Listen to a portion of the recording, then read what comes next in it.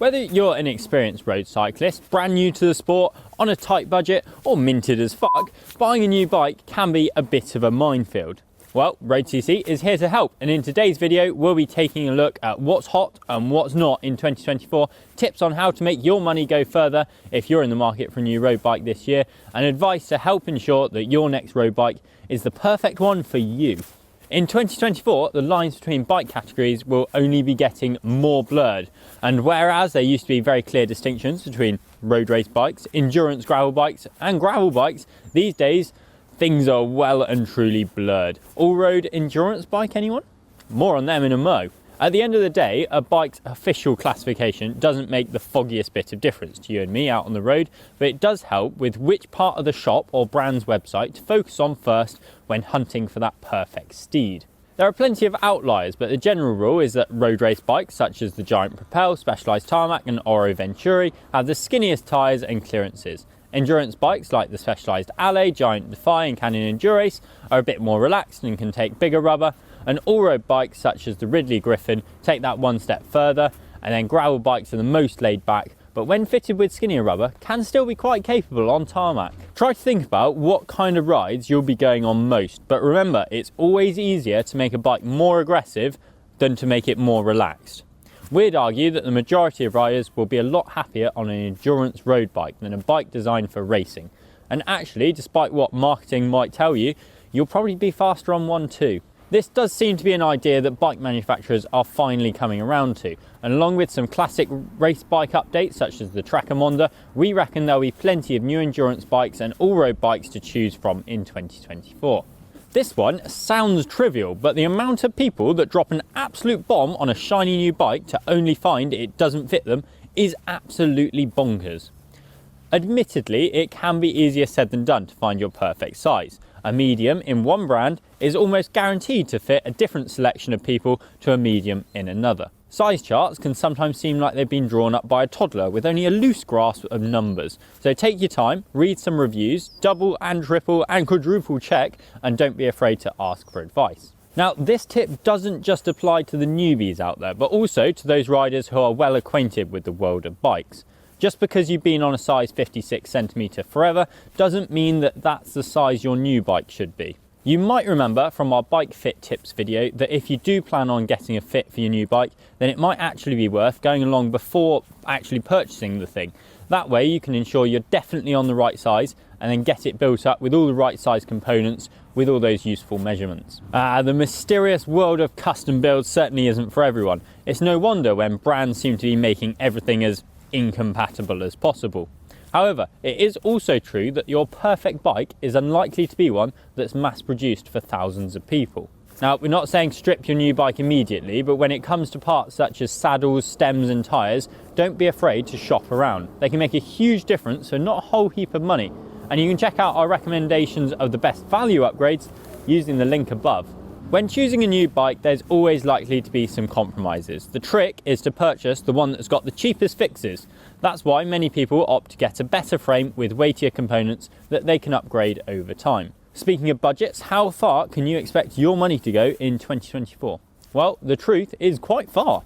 You might have read about bike prices getting higher and higher, and yes, there are still plenty of astronomically priced bikes out there. However, with brands and retailers struggling to shift post-pandemic stock, as well as the market being flooded with lightly used second-hand bikes bought during COVID, it's most definitely a buyer's market, and there's still a whole load of discounts to be had. If you're buying a bike at RRP in 2024, then you're either really set on that particular model or really uninterested in shopping around.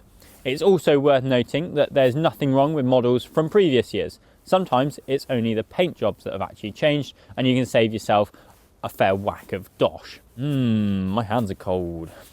Speaking of value for money, these are the components that we'd personally go for in 2024. Starting at the top, we can expect the current SRAM Red AXS to be superseded in the summer. So if you're buying a bike with that on it, then make sure you're getting a good deal. Shimano Endurace and Ultegra are still fairly recent, but there's absolutely nothing wrong with the older 11-speed options.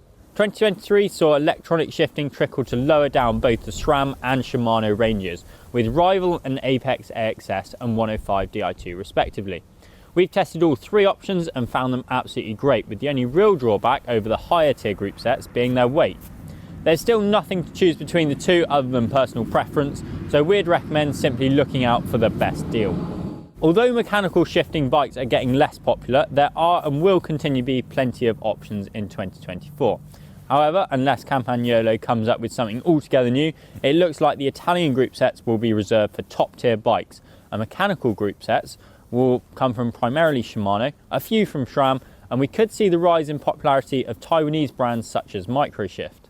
Our top picks for 2024 would be Shimano Ultegra R8170, SRAM Rival AXS or 105 mechanical. Unless you're riding on perfectly kept tarmac, then skinny tyres are old news. Every year, road bike tyres seemingly get wider and wider, and this is more true than ever in 2024. Nearly all the latest road bikes now have greater clearances, and this should be embraced as the positives are undeniable.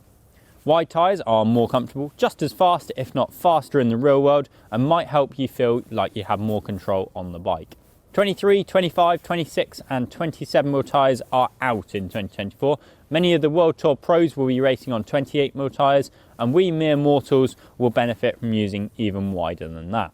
If you're looking for a new road bike in 2024, then check it's got the clearances to future-proof itself, as road bike tyres are only going in one direction: fatter.